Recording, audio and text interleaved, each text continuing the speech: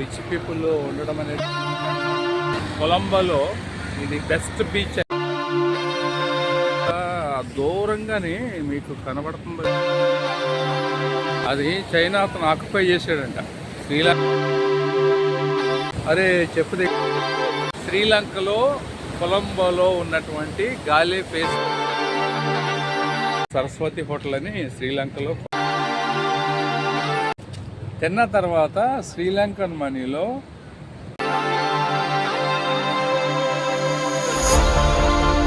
లేకపోతే డామినేట్ చేస్తున్నట్టుగానో మొత్తాన్ని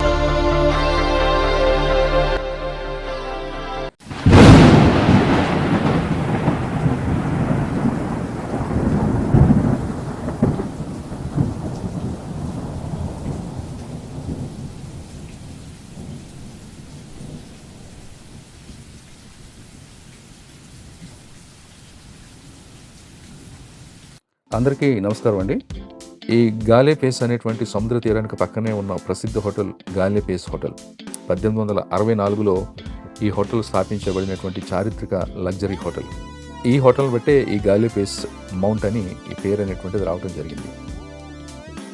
గాలే పేస్ అనేటువంటి పేరుకి అర్థం ఏంటంటే దీనికి రెండు ప్రముఖమైనటువంటి అభిప్రాయాలు ఉన్నాయి. గాలే అనేటువంటి ఒక ప్రాంతం ఉంది శ్రీలంకలో. ఇది గాలే నగరాన్ని సూచిస్తుంది. కొలోనియా కాలంలో కొలంబో నుంచి గాలే దిశగా వెళ్ళే ప్రధాన మార్గం ఈ ప్రాంతం దగ్గర నుంచే ఉండేది. కాబట్టి గాలే పేస్ అనేటటువంటి పేరు ఏర్పాటు చేయడం అనేటువంటిది జరిగినట్టుంది. రెండోది ఫేస్ అనేటువంటిది పాత ఆంగ్ల యూసేజ్లో ఫేస్ అంటే సముద్రం వైపు ఉన్న ప్రదేశం లేదా సముద్ర తీరాన్ని ఎదురుగా చూసే భాగం అని అర్థం. అందువల్ల గాలే పేస్ అంటే గాలే దిశను ఎదురుగా చూసేటువంటి సముద్ర తీర ప్రాంతం అనే భావన ఇక్కడ ఉంది. సో కొలంబో నగరంలో ఇండియన్ ఓషన్ తీరంలో ఉన్నటువంటి ఈ విశాలమైనటువంటి ఓపెన్ ప్లేసు ప్రదేశాన్ని కనుక మనం చూసినట్లయితే దీని చరిత్ర 1859 ప్రాంతంలో British governor sir henry ward కాలంలో ఈ ప్రదేశంలో నిర్మించబడింది. మొదటిది సైనిక విన్యాసాలకు అంటే మిలిటరీ పెరేడ్ గ్రౌండ్ కోసం ఉపయోగించబడింది. తర్వాత ప్రజలకు విశ్రాంతి ప్రదేశంగా మారింది. దీని యొక్క ప్రత్యేకత ఏమిటంటే ఇది ఇండియన్ ఓషన్ నేరుగా తాకేటువంటి ఓపెన్ కోస్టల్ ఏరియా. అలలు బలంగా ఉంటాయి కాబట్టి ఇక్కడ సాధారణంగా ఈత కొట్టడం సురక్షితం కాదు. ఎప్పుడైనా మీరు ఇక్కడికి వెళ్తే ఈత కొట్టడానికి ప్రయత్నం చేయొద్దు. సాయంత్రం సమయంలో సూర్యాస్తమయం చాలా అద్భుతంగా కనబడుతూ ఉంటుంది. సో కుటుంబాలు, పిల్లలు, పర్యాటకులు సాయంత్రం సమయంలో ఇక్కడ విరామం తీసుకుంటారు. స్ట్రీట్ ఫుడ్, తర్వాత ఇసో వడే, ప్రాన్స్ వడే వంటి చాలా ప్రసిద్ధి జాతీయ వేడుకలు, ఇండిపెండెన్స్ డే కార్యక్రమాలు సమీపంలోని ఇండిపెండెన్స్ మెమోరియల్ హాల్ వద్ద జరుగుతూ ఉంటాయి. ఈ వీడియో మీరు చివరి వరకు చూడండి, స్కిప్ చేయకుండా. చాలా బాగుంటుంది. మీకు వీడియో నచ్చినట్లయితే లైక్ చేయండి, షేర్ చేయండి, సబ్స్క్రైబ్ చేయండి. హాయ్ అందరూ కూడా ఈ యొక్క వీడియోని చివరి వరకు కూడా చూడండి. ఇక్కడ మనకి కొలంబోలో ఇది గాలే పేస్ మౌంట్ అని చెప్పేసి అని ఒక ప్లేస్ ఉంది. ఇక్కడ చాలా రిచ్ పీపుల్ ఉండడం అనేటువంటిది జరుగుతుంది. ఇటు కానీ లేకపోతే ఇటు సైడ్ కానీ చూస్తే చాలా పెద్ద పెద్ద బిల్డింగ్స్ మనకి కనబడుతూ ఉంటాయి. అయితే దీని పక్కనే సముద్రం ఉన్నది. సో ఈ యొక్క సముద్రాన్ని కొలంబోలో ఇది బెస్ట్ బీచ్ అని చెప్తూ ఉన్నాను అనమాట. సాయంత్రం అయితే చాలామంది ఇక్కడికి వచ్చి ఈ బీచ్లో సరదాగా గడపడం అనేటువంటిది, సేద తీర్చబడడం అనేటువంటిది జరుగుతూ ఉంటుంటుంది. ప్రస్తుతానికి మేమేమో ఉదయాన్నే తెల్లవారుజామున ఫ్లైట్ దిగాము. దిగిన తర్వాత మా కొరకు సిద్ధపరిచినటువంటి వెహికల్లో బయలుదేరి మేము రావడం అనేటువంటిది జరిగింది. సో ఆ వెహికల్లో రావడం వల్ల మేము ఆయన ఎక్కడ పడితే అక్కడికి తీసుకుని వెళ్తున్నాడు. ఉదయం మొన్న బాంబ్ బ్లాస్ట్ ఇక్కడ శ్రీలంకలో 2 చర్చెస్లో జరిగింది. అందులో ఒక చర్చ్కి మేము వెళ్ళడం అనేటువంటిది జరిగింది. తర్వాత నెక్స్ట్ బ్రేక్ఫాస్ట్ చేసి ఆ తర్వాత సముద్రం దగ్గరికి, బీచ్ దగ్గరికి తీసుకుని వస్తే బీచ్ దగ్గరికి వచ్చాం అన్నమాట. సో అదనమాట సంగతి. అయితే ఇంకోటి ఏంటంటే ఇక్కడ నా వెనక కూడా బిల్డింగ్స్ కనబడుతున్నాయి. బ్రహ్మాండమైనటువంటి బిల్డింగ్స్. తర్వాత దూరంగానే మీకు కనబడుతుందో లేదో నాకు తెలియదు. I don't know whether it is ఎండలో అర్థం కావట్లేదు నాకు. దూరంగా ఒక చైనా వాళ్ళు కట్టినటువంటి ఒక హార్బర్ లాంటిది ఉంది. అది చైనా అతను ఆక్యుపై చేశాడంట. శ్రీలంక వాళ్ళకి అప్పిచ్చి ఆ అప్పు తీరిస్తే నేను కదులుతాను, లేకపోతే కదలను అని చెప్పేసి అని అతను వాళ్ళని బెదిరిస్తున్నట్టుగానో లేకపోతే డామినేట్ చేస్తున్నట్టుగానో మొత్తానికి చేస్తూ ఉన్నాడు. అందువల్ల ఏంటంటే ఆ యొక్క ప్లేస్ అంతా కూడా అతను ఆక్యుపేషన్లో ఉంది. అరే చెప్పు దిగిపోయింది.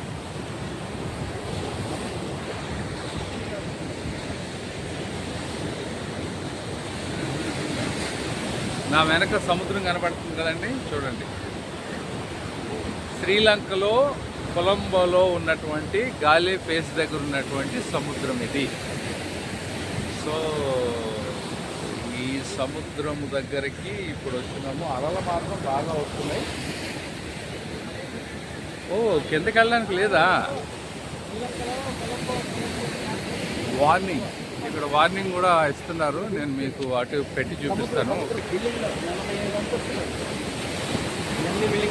Be careful, bathing in the sea is dangerous అని పెట్టారు. మెట్లు ఉన్నాయి ఇక్కడ అండి, ఇక్కడ మెట్లు ఉన్నాయి కిందకి. I don't know whether you are watching or not. So సముద్రం ఇక్కడ బోర్డు పెట్టారు.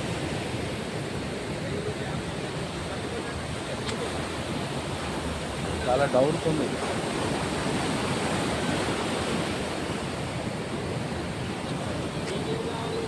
చాలా లాంగ్ ఉంది. చెప్పు తెగిపోయిందబ్బా.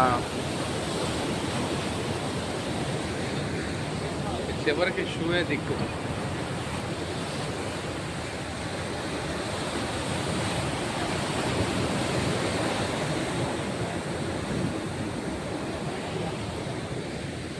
ఎండ మాత్రం చాలా ఎక్కువ ఉందండి, విపరీతమైన ఎండ ఉంది. కొంచెం చెప్పులు వేసుకుంటే చెప్పు తెగిపోయింది. ఇంకా షూ తప్పదు.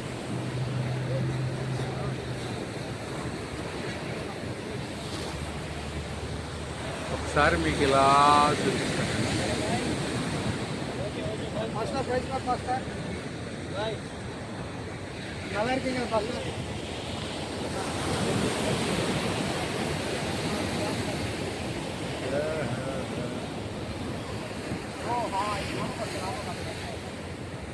లొకేషన్ అయితే సూపర్ ఉంది. ఈవినింగ్ వస్తే బాగుంటుంది. ఇది ఈవినింగ్ టైంలో ఉంటే బాగుంటుంది. మేమేమో ఎండలో వచ్చాము, కానీ ఈవినింగ్ వస్తే బాగుంటుంది. అయితే మీకు ఒక విషయం చెప్పాలి. మేము బ్రేక్ఫాస్ట్కి వెళ్ళాం. మన ఇండియన్ వంటకాల టైపు బ్రేక్ఫాస్ట్, దోశ, ఇడ్లీ ఎక్కడ దొరుకుతుందని వెతుక్కుంటే ఇది సరస్వతి హోటల్ అని శ్రీలంకలో కొలంబోలో ఒకటి హోటల్ చెప్పారు. అక్కడికి వెళ్ళాం. అక్కడికి వెళ్తే ఏం జరిగిందో తెలుసా? ఇడ్లీ ఆర్డర్ ఇచ్చాం, నేనేమో ఇడియాపం ఆర్డర్ ఇచ్చాను. తర్వాత ఇంకా కొంతమంది దోశ ఆర్డర్ ఇచ్చారు. మొత్తం 9 మంది వచ్చాం మేము.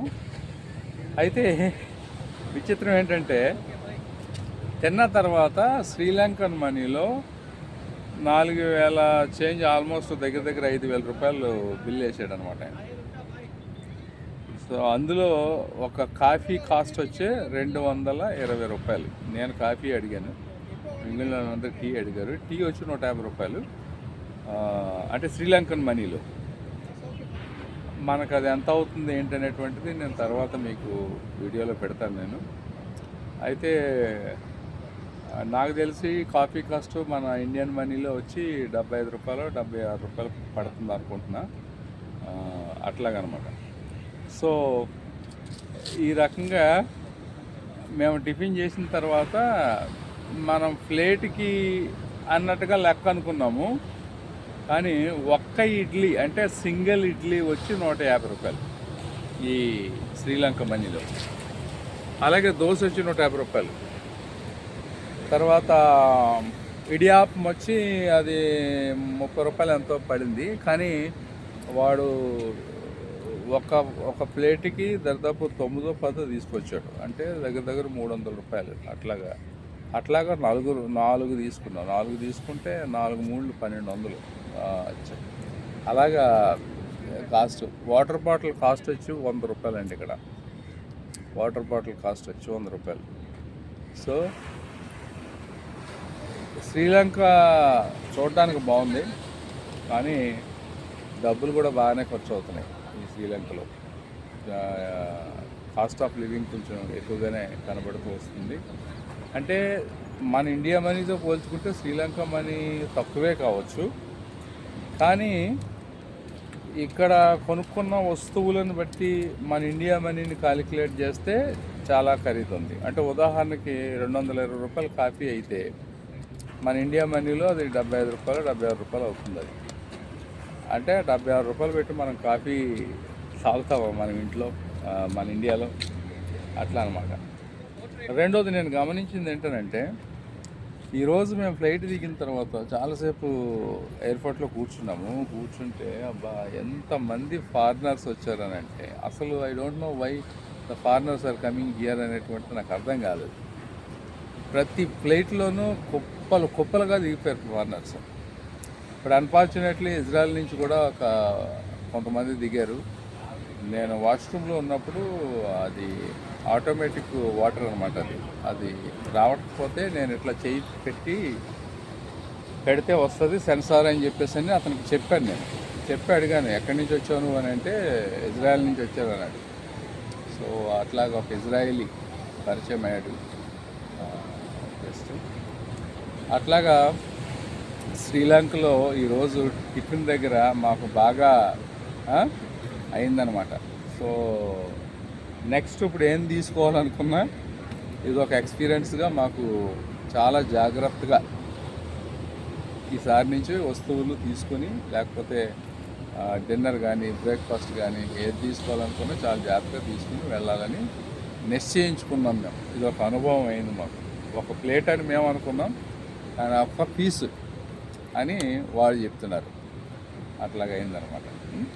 ఓకే, సో మీరు రానైనటువంటి రోజుల్లో శ్రీలంక సిరీస్లో ఇంకా అనేకమైనటువంటి కొత్త విషయాలు, కొత్త స్థలాలు, కొత్త ప్రాంతాలు ఇవన్నీ కూడా మీకు చూపించడం జరుగుతుంది. సో మీరందరూ కూడా ఈ యొక్క సిరీస్ కొరకు ఎదురు చూస్తూ ఉండాలని, ప్రతి ఒక్కరు కూడా సబ్స్క్రైబ్ చేసి, షేర్ చేసి, లైక్ చేయాలని మీకు తెలియజేస్తున్నాను.